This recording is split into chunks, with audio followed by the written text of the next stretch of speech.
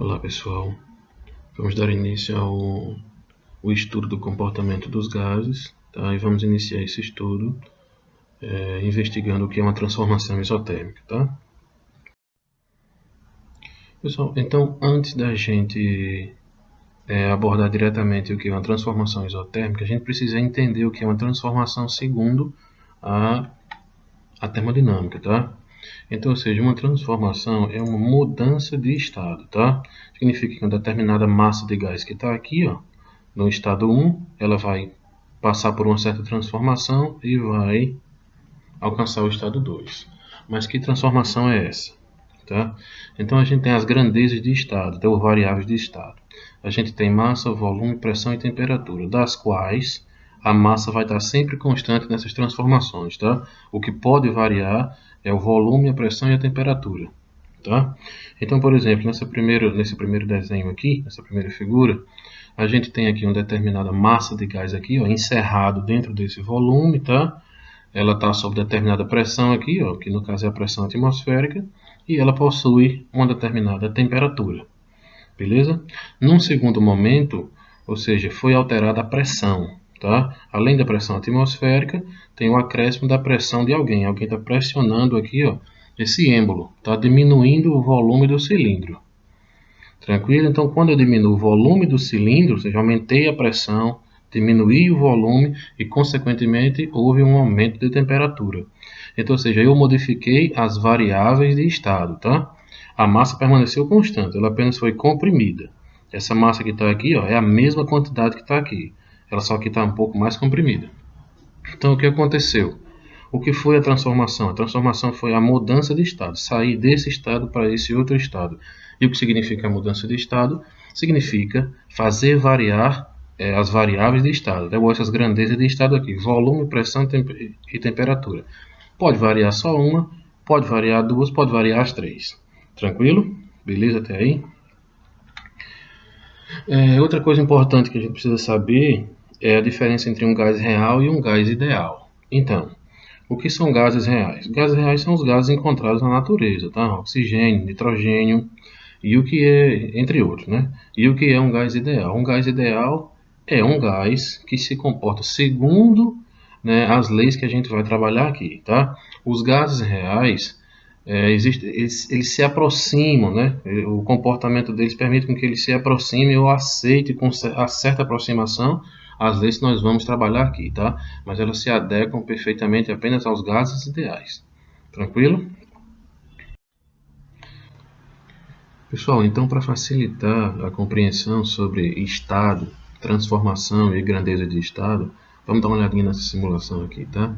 Então aqui dentro desse cilindro, tá com determinado volume inicial, tá?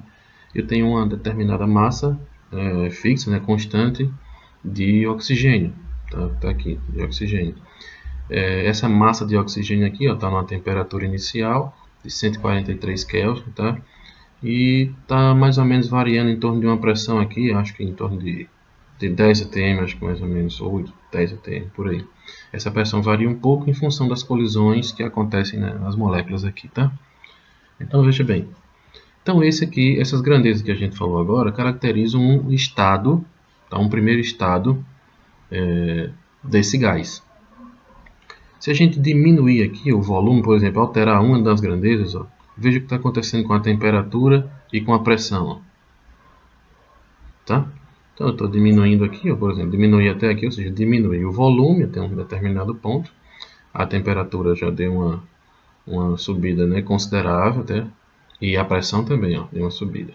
Ou seja, diminuir o espaço para as moléculas se movimentarem. Com isso aumentou o número de colisões e com o aumento de colisões aumentou a temperatura e assim como também aumentou a pressão, né? Que é digamos, o impacto das moléculas aqui com as paredes do cilindro e com elas mesmas. Tranquilo?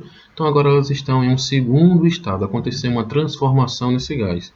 Nesse novo estado eu tenho agora um novo valor de volume, eu tenho um novo valor de temperatura e um novo valor onde a pressão está oscilando ali em torno de determinado ponto. Antes ela oscilava aqui, agora está oscilando aqui. Tranquilo? Então, ou seja, variei uma das grandezas, as outras variaram também, o gás saiu de um determinado estado, né, um estado inicial, e foi para um segundo estado. Então ocorreu uma transformação no gás. Tranquilo? Beleza até aí? Pessoal, então vamos ver o que é que significa então uma transformação isotérmica, tá? Então imagine essa situação. Inicialmente você tem um primeiro estado do gás, o gás está aqui, ó, que é o ar, tá? Ele está confinado aqui e está preso por essa colunazinha de mercúrio aqui, tá? Então ele está sobre um determinado volume, né, encerrado nesse volume, e tem uma pressão sendo exercida sobre ele, que é a pressão do peso da coluna de mercúrio, assim como também a pressão atmosférica. Beleza. Então imagine que se acrescente aqui um pouco mais de mercúrio de forma lentamente. Tá? Então, ou seja, eu aumento a pressão lentamente, tá? E diminuo o volume lentamente. Fazendo isso, daqui para cá, a temperatura não muda. Tá? Eu aumentei a pressão, diminuí o volume, mas a temperatura permaneceu constante, porque esse processo foi feito lentamente. E usando esse mesmo raciocínio, essa terceira situação. Imagine que eu coloque um pouco mais de mercúrio na coluna, tem uma coluna aqui muito maior, tá? Agora, devido ao peso dela, o volume diminuiu, né? Ou seja, a compressão do gás aumentou, tá? E como isso aqui também foi feito lentamente, a temperatura então não variou. Então a mesma temperatura nos três estados, tá? Aumentando a pressão e diminuindo apenas o volume. E lembrando que a massa de ar que está aqui é a mesma. Eu só aumentei a pressão sobre ela, aí consequentemente também eu aumentei a densidade do gás aqui, tá? Mas imagine, então como você teve três estados aqui, ó, tá? E nesses três estados a temperatura não variou, ou seja, ela permaneceu constante, variando apenas volume e pressão, então aqui pode-se dizer que ocorreu uma transformação isotérmica, tá? A gente pode ver então que o volume variou, nesse caso ele diminuiu, a pressão variou, no caso ela aumentou, mas a temperatura permaneceu constante, tá? ISO significa igual e term significa temperatura. Então, ou seja, isso aqui é uma transformação isotérmica. Tranquilo? Beleza assim? Então, com isso, a gente vai falar sobre a lei de Boyle, né, que trata diretamente a transformação isotérmica. Vamos imaginar essa situação aqui, ó, tá? Então, veja bem, digamos que lá naquela experiência lá, você obteve inicialmente, você tem ali uma pressão de 80 centímetros de mercúrio, tá? E um volumezinho, e o gás vai estar contido num volume de 60 milímetros cúbicos. Tá? Então, isso aqui configura o primeiro estado. No segundo estado, ou seja, aumenta-se a coluna de mercúrio lá. Então, se aumenta a pressão. Tá? Dobrei, ó, de 80 para 160 centímetros de mercúrio. Tá? E com isso, olha o que aconteceu com o volume. Ele foi reduzido a metade, de 60 para 30 centímetros cúbicos. Milímetros cúbicos. Tá? Beleza. Então, aqui a gente tem um segundo estado agora. Né? Variou duas variáveis de estado. Tá? Duas grandezas de estado variaram. Então, daqui para cá, daqui para cá, a gente pode ver, ó, que a pressão ela triplicou, tá? Daqui para cá ela triplicou. E o volume, ó, ele foi reduzido a 1/3. Tranquilo? E daqui para cá, para o quarto estado, a pressão quadruplicou e o volume foi reduzido a 1/4. Então, com isso, né, o Boyle conseguiu estabelecer a seguinte lei: se a temperatura T de uma dada massa gasosa for mantida constante, o volume desse gás será inversamente proporcional à pressão P exercida sobre ele, ou seja, o produto PV, ou seja, pressão vezes volume, é constante, desde que a temperatura seja constante, tá? Ou seja, isso aqui significa, se eu pegar esse produto aqui, PV, ó, P multiplicar por V, vai ser constante em todos os estados. Ou seja, o resultado dessa multiplicação aqui vai ser o mesmo aqui, vai ser o mesmo aqui, vai ser o mesmo aqui, tá? Então isso aqui configura uma transformação isotérmica, tá?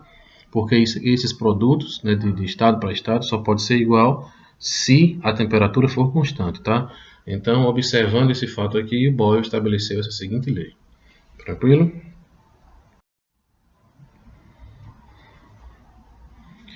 Então, pegando os valores aqui, ó, dessa tabelinha, tá? A gente pode plotar esse seguinte gráfico aqui, ó. Então, por exemplo, para uma pressão aqui, ó, de 320 centímetros de mercúrio, tá? Ela vai estar associada a um volume de 15 milímetros cúbicos. Então, ou seja, aqui, ó, 320 está associado a 15. Tranquilo? 240 vai estar associado a 20. Ó. Então, a pressão de 240 centímetros de mercúrio vai estar associada a 20 milímetros cúbicos. Tá? Aqui, ó, 160 vai estar associado a 30. 160 centímetros de mercúrio vai estar associado a 30 milímetros cúbicos. Tá? E 80 centímetros de mercúrio aqui, ó, vai estar associado a 60 milímetros cúbicos, tá? A gente colocou esses pontos aqui e traçou o gráfico. Esse gráfico aqui, matematicamente, ele tem o nome de hipérbole, tá? Mas nesse caso aqui, na física, a gente chama ele de isoterma do gás, tranquilo? Então, quando se fala assim, trace a isoterma do gás, ou né, segundo a isoterma do gás, a isoterma é o nome dessa curva aqui. Ela é uma isoterma do gás, porque ela é uma curva de uma transformação isotérmica. Tranquilo? Beleza. Eu já tinha comentado antes sobre a densidade, mas a gente vai falar agora de uma forma mais específica. Então a gente já viu que duplicando a pressão, né, o volume fica dividido por 2. Nesse caso, a gente tem uma densidade duplicada também, ou seja, a densidade do gás, né, que fica ali encerrado nesse volume, ela vai ser duplicada. Tá? Então, duplicando a pressão, a gente já viu que o volume fica dividido por 2, o volume diminui. Então, nesse caso, aumenta a compressão do gás e a densidade dele fica duplicada. Triplicando a pressão, a gente viu também que o volume fica dividido por 3, ou seja, ele fica menor ainda, né? Eu aumentei a pressão, ele fica menor ainda. E nesse caso, a compressão também aumenta, a densidade também aumenta. Então, ou seja, aqui triplicou a pressão, a densidade também triplica. Tá? E, obviamente, quadruplicando a pressão, o volume fica dividido por 4 e a densidade também quadruplica, né? Que fica maior ainda a compressão sobre a massa de gás. Tá? Então, comparando a primeira e a última coluna dessa tabela, a gente conclui que ó, a densidade é diretamente proporcional à pressão. Tá? Então, quanto maior é a pressão, maior é a densidade. Tranquilo? Beleza até aí? Pessoal, então vamos tentar enxergar essa transformação isotérmica aqui, tá? Então, nesse primeiro estado, por exemplo, eu tenho determinada massa de gás aqui dentro, tá? Encerrado aqui nesse volume. A temperatura desse estado 1 é 303 Kelvin, tá? E a pressão está oscilando em torno aí de 101 atm, por exemplo, tá? Beleza. Aqui eu tenho o lado desse recipiente, tá? A medida do lado dele, tá? 6 nanômetros, tá? Então, como é que eu calculo o volume desse negócio aqui? Então, o volume é o produto, né? Esse lado multiplicado por esse outro lado e multiplicado pela profundidade, que não dá para ver aqui, tá? Como a profundidade e esse lado são fixos, então, se eu variar esse lado aqui, eu vou estar variando o volume, tá certo? Então, a variação desse lado representa uma variação de volume. Tranquilo. Como na transformação isotérmica a gente já viu que a temperatura é fixa, né? Por isso que eu coloquei aqui, ó, manter constante a temperatura. Então, se a gente variar o volume, a gente já sabe que a pressão vai variar. E de forma inversa. Tranquilo? Então, por exemplo, eu vou aumentar esse volume aqui. Ele está representado por esse 6, tá? Então, vamos dobrar esse volume. Vamos ver como é que vai ficar essa pressão aqui, ó. Tá? Então, se eu dobrar isso, coloquei aqui em 12, tá? Olha só o que aconteceu com a pressão, ó, caiu para 50. Tranquilo? Então, ou seja, essa simulação aqui ela representa bem o conteúdo que a gente está estudando, tá? Ela mostra, né, direitinho aí uma transformação isotérmica. Antes a gente tinha um determinado estado e agora a gente tem um outro estado, tá? Tem um volume aqui que foi dobrado e aqui uma pressão que caiu pela metade. Tranquilo? Beleza até aí? Então vamos ver esse exemplo aqui, tá? Veja bem, ó, um recipiente contendo oxigênio é provido de um pistão, tá? Ou seja, esse recipiente aqui, ó, provido desse pistão aqui, que permite variar a pressão e o volume do gás. Verifica-se que quando o oxigênio está submetido a uma pressão, né, inicial de 2 atm, ele ocupa um volume de 20 litros. Comprime-se lentamente o gás, tá? Esse detalhe é lentamente para que a temperatura não varie. Comprime-se lentamente o gás, de modo que a sua temperatura não varie, até que a pressão atinja o valor de 10 atm, tá? Beleza. Então a pergunta é, ó, qual o volume, né? Qual o volume, ó, V2 é o volume do segundo estado, tá? Qual o volume V2 de oxigênio nesse novo estado?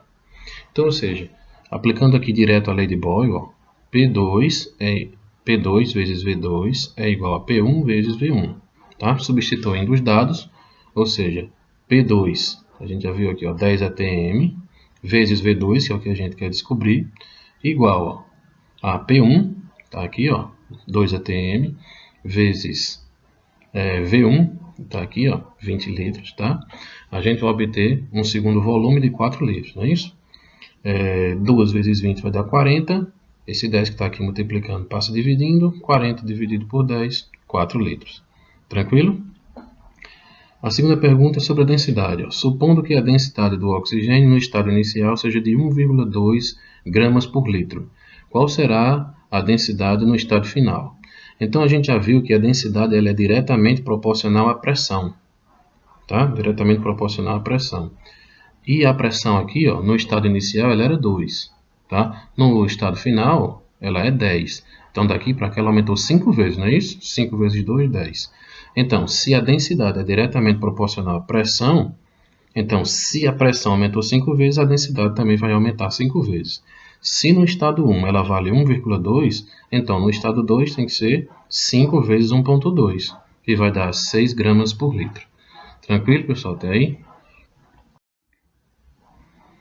Valeu, muito obrigado.